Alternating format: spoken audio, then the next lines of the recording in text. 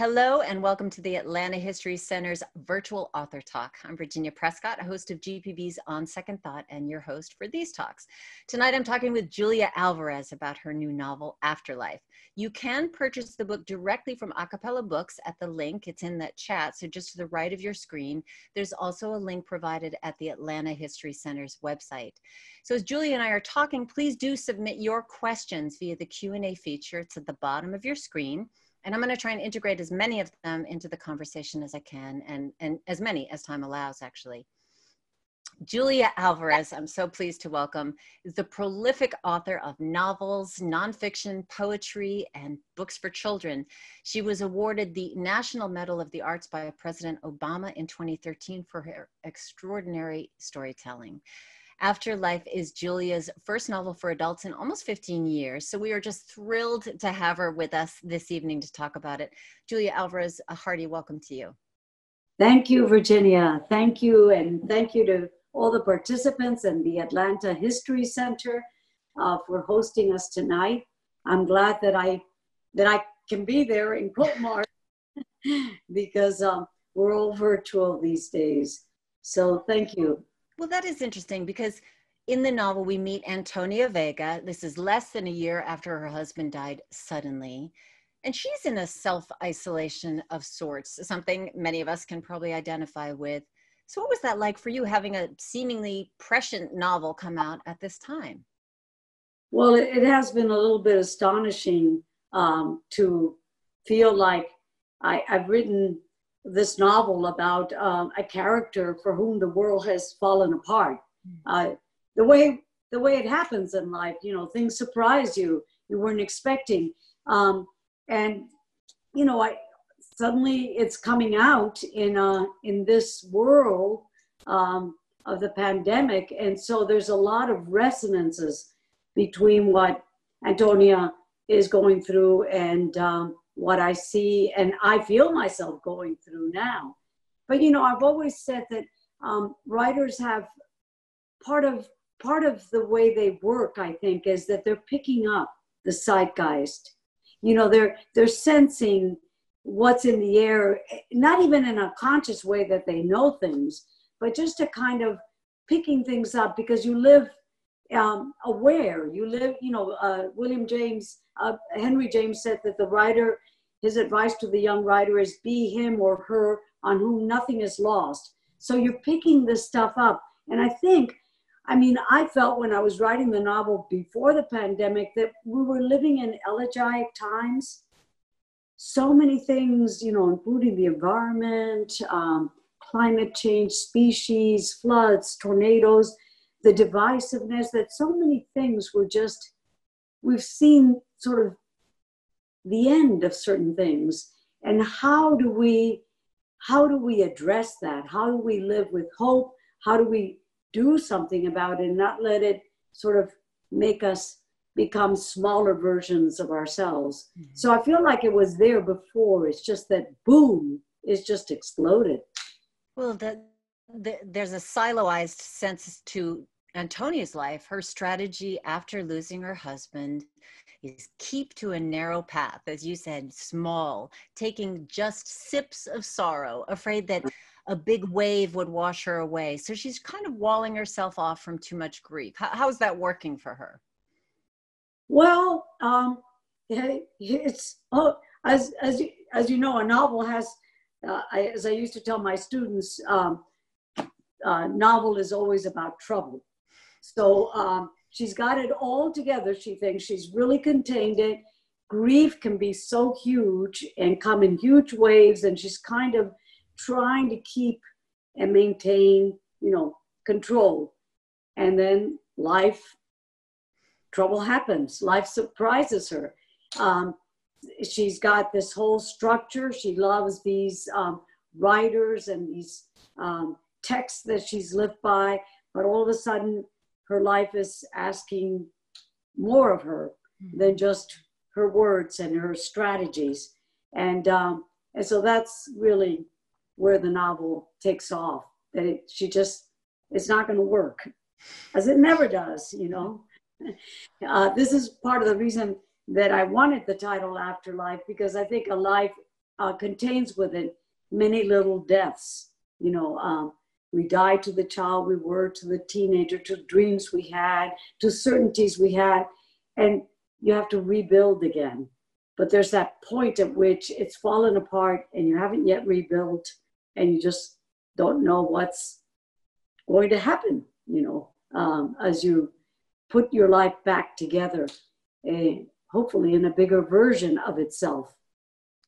The stages of life come across to me here because this is your first novel, as we mentioned, for adults after writing several picture books, the Tia Lola series for young readers, books about coming of age, children's books. And this is an elder who has come to another point in her life, an elder who's lost elements of her identity. She asks one of her sisters, who am I going to be anymore? So what is it that turned your mind here to this stage of life? Well, it's funny. I was thinking earlier this week that when I was thinking about my beginnings as a writer, that part of what I wanted to do is that I wanted to have books that I never got to read.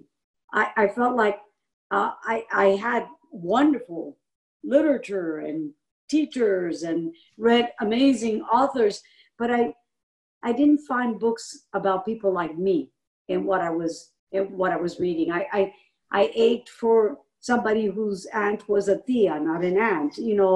I wanted to see my Latina culture in the books that I read. And so I kind of wrote those missing places in my shelf. Part of it was wanting to hear those stories, to tell myself those stories and to share those stories. And I was thinking that one of the things that I've been yearning for as I grow older is that having books about women, especially, but about characters who are older. What is it like to be an elder, in a community? What does it feel like to address what that means in your own life? So I wanted to write. I'm still very eager when I read about a character that is over 65. When I read a review, I say, "Oh, I've got to check that out," because I'm yearning for the stories about this time of life. And so I think part of it was wanting to address what it means to be an elder not with a cliche or in a pokey, viejita, wise woman kind of way. No, what is it really like to be growing older and to try to figure out who you are in this stage of life. Mm-hmm. Well, you are one of the first writers to have written that book, to bring your experience of being an immigrant to mainstream readers. And that's continued throughout your work, along with familial bonds, a strong theme, particularly sisters, how the Garcia girls lost their accents in The Time of the Butterflies. And in Afterlife, Antonia calls her three sisters the Dominican Greek chorus, and they abide by certain rules of the sisterhood. How do those rules operate? Well, I think this dynamic of women together and a group of sisters, or maybe it's close female friends, that there's a kind of, there's a kind of a pecking order, roles that you assume, so that only when you get away from that sisterhood do you think, hey, I can do math too. It's not just the scientific sister, it's, you parcel that out, because it's sort of like when you come together, you become one whole. And so in order for it to work, you have to sort of have this division of different talents and roles. So I think I've always been interested in that dynamic, how it operates. And I think in part I was thinking, because I mentioned to you before that one of the novels I just finished reading, The Mountains Sing, one of the things I appreciate, it's a historical novel about all that we've read and heard and experienced, some of us from the 60s, of the Vietnam War. But most often, the novels and the memoirs and the nonfiction have been from male points of view. What I love about this novel is from a grandmother and her granddaughter. So we hear history through that female point of view. And it's, yeah, it's a different perspective. And you will access different things about that experience when it comes through this other sensibility. So I've always been interested with In the Time of the Butterflies, what was the female experience of the dictatorship? Because we always heard about the males and the revolutionaries and the dissidents and the Trujillo and the Jefe and, the machismo. But what was it like for the women? And I've often, we talked about this with elders or with Latino stories, is I'm interested in that underreported or underrepresented story, the story of people that were the anonymous ones or the invisible ones or the voiceless ones, because there's such rich stories there. And I wanted to tell them. Well, because they're stories, yeah. Oh, the voiceless come through very strongly in this. There are two big dramas going on in Antonia's life.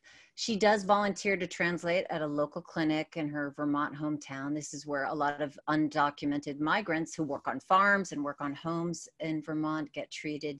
But she's also a little irritated that locals refer to them as her people. She's not Mexican. She lives a very different life, very successful. Can you talk about this dynamic that really drives the story, the difference in her and those people on some level? Well, it's not that she thinks of them as those or other than her. It's just she's irritated sometimes by how the diversity that a mainstream grants itself isn't granted to her ethnicity and culture, that there are differences from words to foods to histories between one group of Latinos and another. We're not all Hispanics. We're not all Latinx. There's this richness and this diversity that she feels isn't granted, even by people that are liberal minded and that want to be aware of her ethnicity. It's just like once they put her in that ethnicity, they just paint it with a broad brush. And she wants to be granted the full complexity of who she is.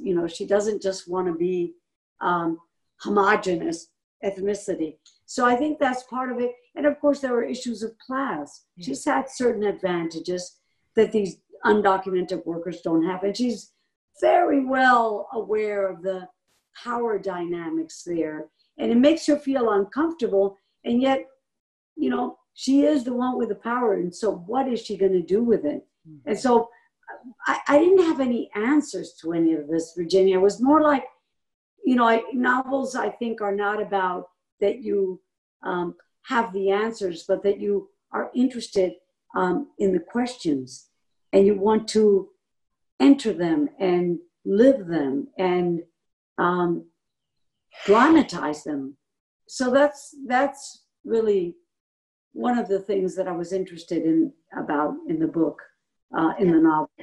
It's a very rich place, her own questions about her identity and the identities of others and how much she gives to them, how much she extends to them, and how much she keeps herself safe as she has been. If you have questions for Julia Alvarez, you can certainly type them in the Q&A section on the bottom of your screen. I will try to get to as many as possible.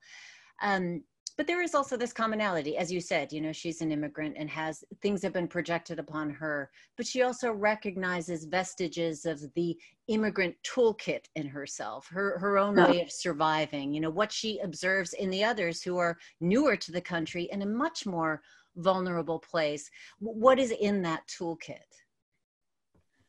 Well, I think that it's position where you are, you sort of feel at the margins. You're not ever really completely feeling like you totally belong. And what happens with an immigrant who becomes a hybrid, as Antonia does, is that you're you don't really belong immersed and embedded in either culture. You're this hybrid, and these balances of how much of this and how much of that are not things that are settled and done with. It's something that you take through to every experience and every challenge that confronts you. How will you operate in a way that is true to who you are? I mean, I think one of the questions, it might sound pokey, but how do you live a good life? How do you live a moral life? How do you live a life with conscience that allows you, as well as grants those around you, full diversity? And Antonia catches herself also with her immigrant toolkit, putting people in their cubby holes, the right wingers, the white supremacists.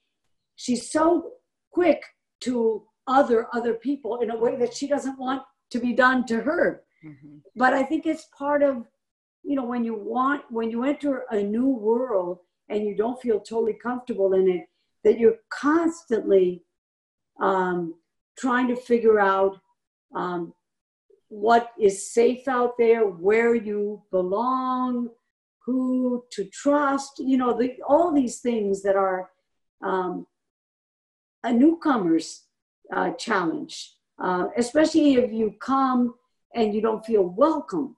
You begin to understand what it is that needs to be kept back and what it is that can come forward. All of these are strategies that Antonia has obviously learned well, because she's ostensibly succeeded. But she's not comfortable with the settledness of it. She needs to constantly investigate what that is. And especially when, as we talked earlier, she's hit a point in her life where everything's fallen apart. Mm-hmm. So as she picks up all those little pieces, what is an accurate reflection of who she is? And I don't mean just that she gets labeled as, a certain ethnicity, but people assume, for instance, she's married to a white mainstream guy, mm-hmm. And who's very political and has a lot of opinions. And all her friends assume that she, being the Latina, has made him the radical that he is. But actually, he's the one that's much more the activist, and she's the one that's pulled into it by him. So I'm really interested in those, breaking apart those assumptions we have, because they prevent us from coming together as an authentic community, where we just have these little gated ideas of who people are. Carla wants to know, what is your process? You just described, many layers of the complexity of this character, and there are others in the book as well. But Carla wants to know, what is your process for developing those characters and discovering who they really are? Well, my agent and my editor can tell you, sometimes it takes 15 years. You write drafts, although that's not accurate of this novel. I have been working on another novel that I still grapple with. But, it's a process. Every book, you have to start with that Zen idea of beginner's mind. Every book, people think, oh, you've written so many, it must be easier now. No, if it gets easier, beware. You're just, you're duplicating things that have worked before. Every novel teaches you how to write that novel. And it's not a slam dunk. You have to sort of figure it out as you go along. It's a messy process. You try something out, it doesn't quite sound right, or you talk yourself into that it does, and then your editor, your agent, those first readers say, this is murky, or this is too much, or, and sometimes at first you resist because it's hard. A novel always wants one more draft than you want to give it. And, it's hard because you also feel like boy, gosh, wow, it's 5 years, it's 6 years, it's 7 years, but it's okay, because it's ultimately, as a writer, you have to love the work and the thing you are making more than letting your ego and your anxieties get between you and the work. So it takes a while, and it takes many layers. Writing is, 95% revision. You have to go back and refine. And, sometimes you needed something in that book to keep you, on the path, but then it doesn't work in that last draft. And you have to be willing to rewrite it and, take out what isn't necessary. Good question here from someone who's anonymous here, listening to you talk about that, wondering about the process for developing Antonia as a character, and where does she originate from? And I just have to add here, she lives in Vermont. She's married to a doctor. She's a Dominican writer. She recently retired from her job. Do you know where I'm going with this? Well, it's, I've been quoting Julia Glass. We were on a panel together about autobiography, memoir, novels. And, she's considered many times to have written novels that are purely, fictional. And she said, wait a minute. She said, all novels are emotionally autobiographical, even when they're not ostensibly so, because why does this character interest you? Why does that plot involve you? There's juice there that you're putting into this fictional world. And some writers, the membrane between life and work is thinner, and you see through that membrane the writer's life. That said, I'm not really interested in Julia Alvarez. I want to get away from her. That's part of the reason I spend long hours at my desk. But everything, she's my toolkit. Everything I'm writing about, her 5 senses and her other senses, I need them to give me the information to create the character or the situation or the plot that I'm creating. So I will use whatever she can offer in creating characters that allow me to create real, authentic, and viable characters. And sometimes I think the characters that I create are closer to a core self than this person in this outfit before you tonight. It's an essence. But I need her. Lorca said the poet is the professor of the 5 senses. I need her professorship. She's out in the world. She's picking up things. She's the person on whom nothing is lost. She's my zeitgeist radar. I need what she knows, and also her juice. Her, not to use a fossil fuel metaphor on the night before Earth Day, 50 years ago, tomorrow, but I need her gasoline, her energy, her anxieties, her tensions to help me, do the hard work of staying with these characters and understanding them, because there are ways in which I'm trying to understand experience and make meaning of it as me, the person, but it becomes something else when you write. It's got to be more than just about you, or you might be writing, a very good memoir or therapeutic, and nothing's wrong with that, but I'm interested in a story that gets put out there and that many can access and find meaning in, not just me as an individual.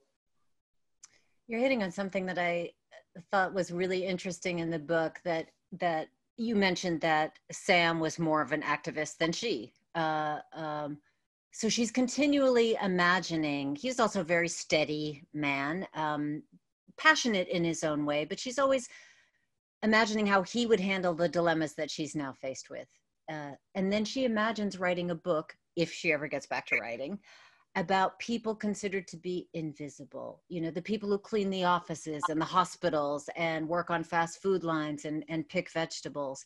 So there's this gap between how she wants to come across as a writer, a valiant champion of those who need to be heard. And she's also got this wish not to become involved in other people's problems. And I wonder what is in that gap there for you. Well, that's interesting because again, it's that dynamic, it's that balance, between the activist and the artist. Mm-hmm. And I've often felt, coming from the Dominican Republic and going back there and starting a project there, that I've often felt that there's a kind of privilege that I feel uncomfortable with, and a kind of entitlement, or by just so much needs to be done when I go back to the DR, that I just feel like, what am I doing writing? I should put my energy, my resources, my whole attention on this. But you also have to serve according to your nature. And activism that is sustainable has to come from what you're deeply passionate about. Because I think doing loving work in the world, even if it's not ostensibly activist, is a kind of activism. It's helping to create a beloved community. And if you're infusing what you love into it, this is what you're doing, And so I think that's really important. And I think it's a concern of Antonia. It's a concern of mine. It's now something that is being paid attention to, all those little people in the world. And in the past, many of them were my gender, women. All those little people in the world that make things happen for other people. Gwendolyn Brooks has a wonderful poem about when she sees an important man at the podium, and she always thinks, who ironed his shirts? Who polished the shoes that he's, she goes through a list of things. And I've always been aware of the invisible people that makes things happen. And as I said, in many instances, especially traditionally, it's been women that are withdrawn, you don't see them, but they put it together, And so now with what's happening during the pandemic is that all of a sudden I drive into town and there's a sign that says, "Thank you, truckers." Hello? Wow. They've been trucking forever and a day, but people notice, people go into the grocery store and they say to the cashier, "Thank you. Thank you for your service. Thank you for being here." To the delivery person. I mean, all of a sudden we are aware of the essential work that gets done by people that are anonymous, And so I think Antonia's is aware of that world out there, or becomes aware in her grief, where she's stripped away from all the things that maybe, prevented her from seeing. And this is what grief does. It's what, a moment like we're living in now does, that you're suddenly, the things that kind of were your blinders and that kept you busy, or within the little community, gated community of your concerns, are stripped away. And all of a sudden you're aware of how these things get done. And so I think grief is doing that for her. She's become more and more aware of this world that she has been protected from.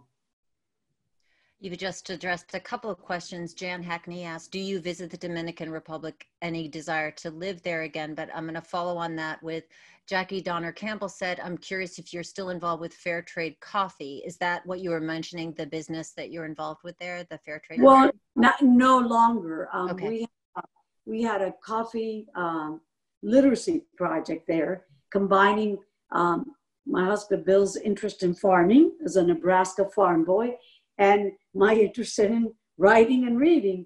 So we had a project there called Altagracia, and part of what we did was put together a cooperative of small farmers who were grew small plots of coffee and couldn't access first world markets because they weren't part of the agribusiness.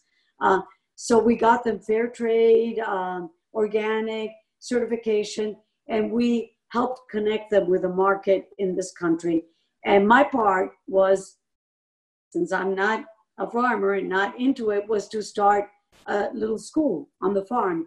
But we have since we're no longer involved in the project, and we're in the process of donating the farm to Mariposa Foundation, which is an organization that educates street girls and teaches them, educates them. Many become professionals or teaches them a trade. And we've been working with them for about as many years as we've had the farm, this organization. And so we are donating the farm to them, and they hope to resuscitate the coffee project and to do other programs there.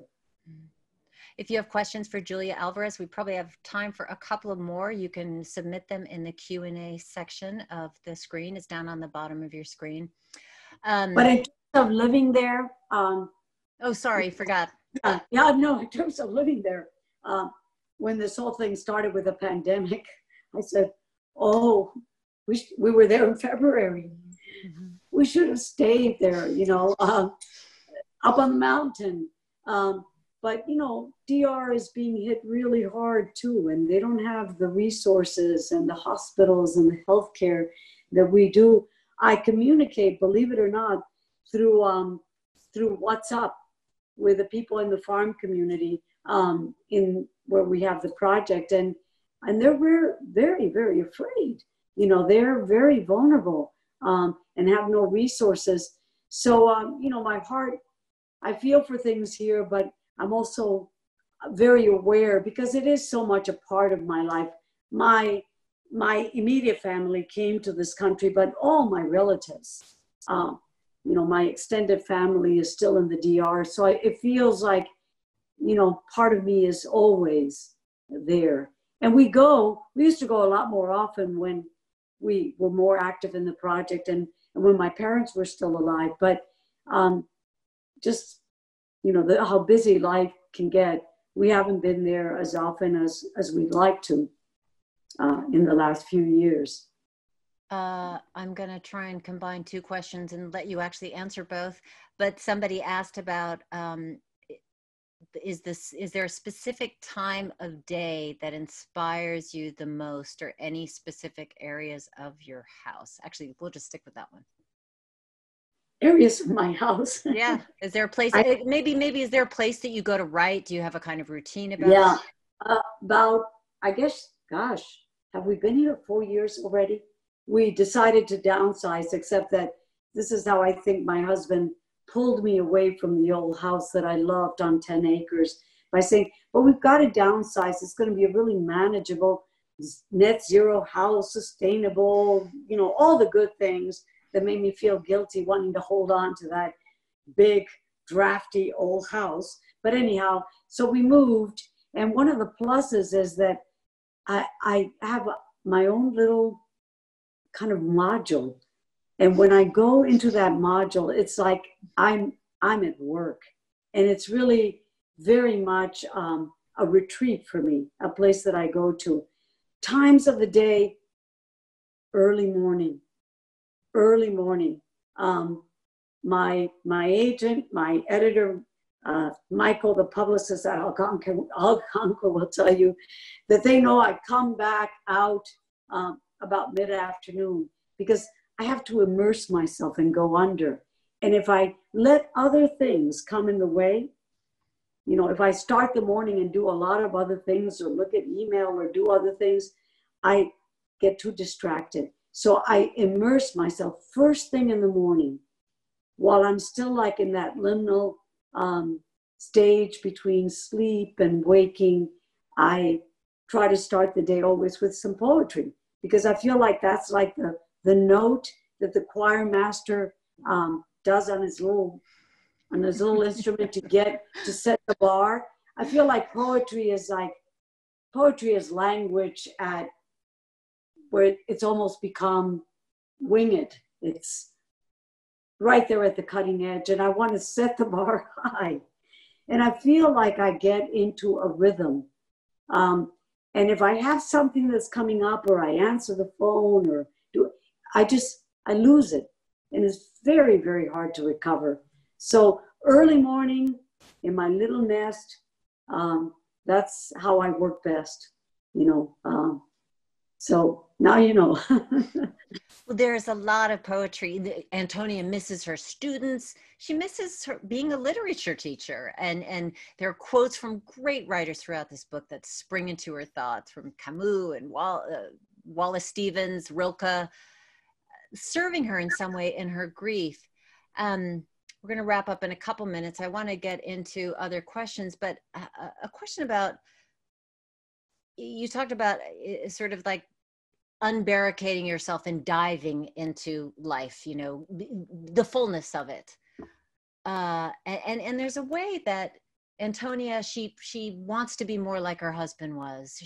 With an open heart. She wants to be more like her younger sister, Izzy, full of this unbridled passion, and to get involved with the plight of others, but remains kind of barricaded with self-control and discipline.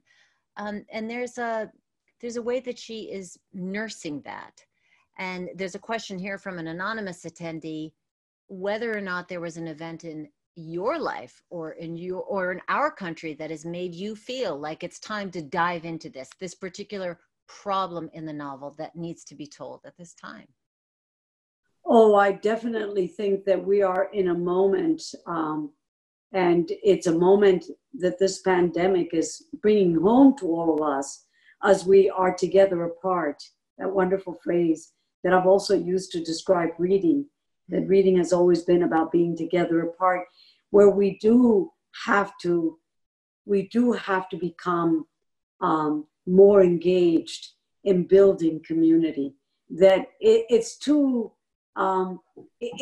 a luxury, it's an irresponsibility to just feel like you are in your little figured out, protected world, and you have the kind of friends you want, and you are buffered from anything else, and you other people. We will not survive if we continue in that trajectory. And I think that's part of the challenge to Antonia and to all of us, how to be a community. And because we're forced now to be virtual, I think we're realizing, the amount of communications that goes on during the day of just friends, old friends, family members, people realizing their desire to come together. And I think this will, I feel hopeful about that and what we're learning. And I think reading has always known that. Stories have always known that we are all part of a big family, the human family and the global family. And so I think it's definitely a challenge that we're facing now, and that my character, Antonia, faces and tries to integrate into her own life, because we all have also our little critter natures that we have to work with, and learn how to make it work when something is not comfortable for us. But we all need a little discomfort, more discomfort in our lives, Let's see.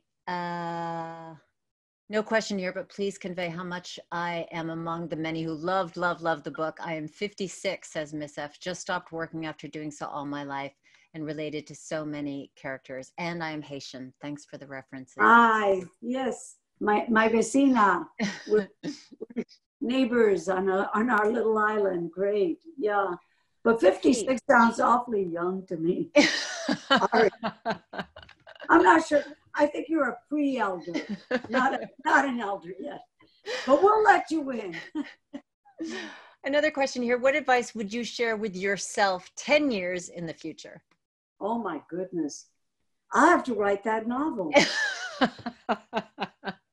Actually, I really do love novels in which there's older characters. So because I get to learn. I also love friendships with older men and women because I feel like they're my teachers, you know, and when we were parts of tribes and smaller communities, we had our elders that we were, you know, learning things from. So, and a lot of my community happens within the covers of books. So yeah, that's a very good question. Thank you, whoever you are. It is C. It's Stocker. Who?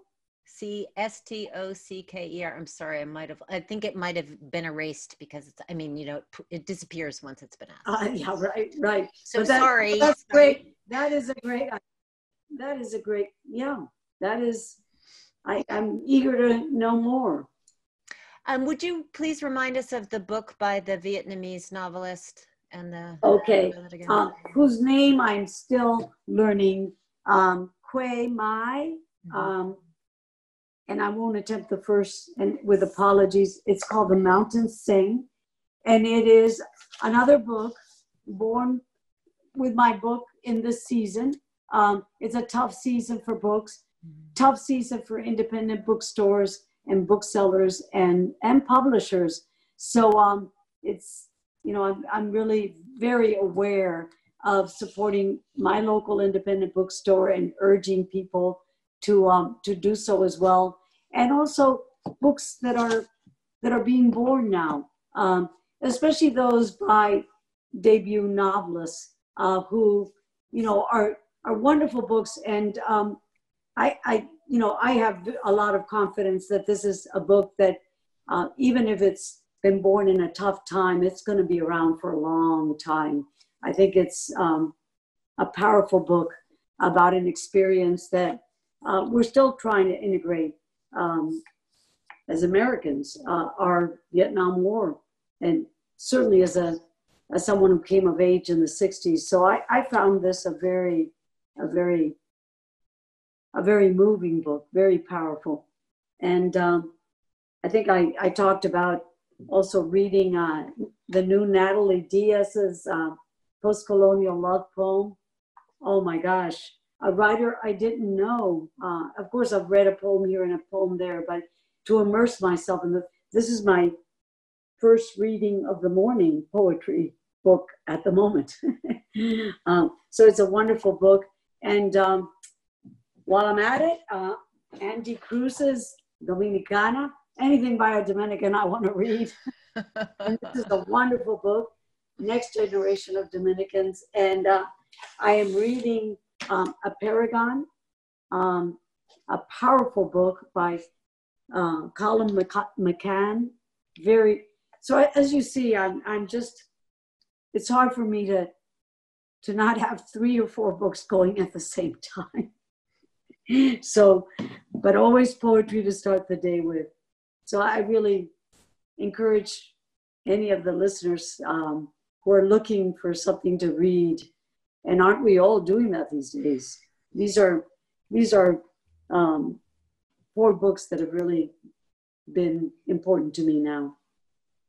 How about this? We are going to feature segments of this interview on our show, On Second Thought, on GPB next Friday. That's April the 24th at 11. You can find us at gpb.org. I'll make sure and get that list from you, if you don't mind, of some of those books, and we can make sure that other people can find them. Right. Yeah, thank you. Well, and I do want to encourage everybody to buy the book, Afterlife.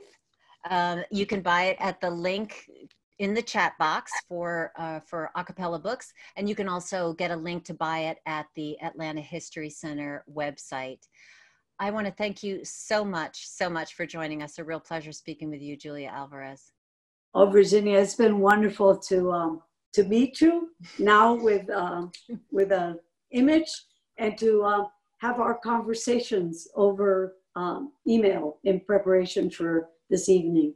So thank you, and thank you, Atlanta History Center, and Kate for hosting us. And take care of yourselves, and be well. And see you between the covers of my books or any book. Good night.